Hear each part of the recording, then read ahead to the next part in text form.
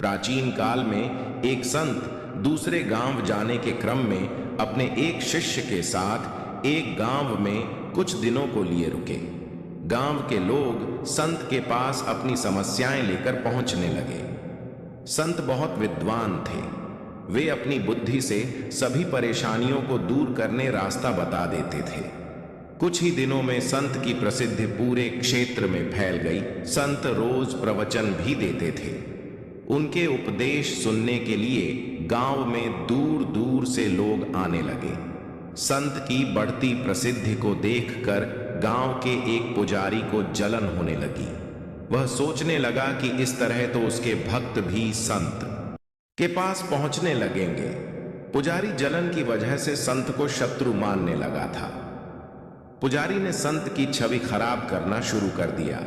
वह गांव के लोगों को कहने लगा कि ये संत पाखंडी है और लोगों मूर्ख बना रहा है।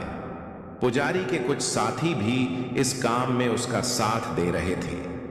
एक दिन संत के शिष्य ने गांव में अपने गुरु की बुराई सुनी तो वह क्रोधित हो गया।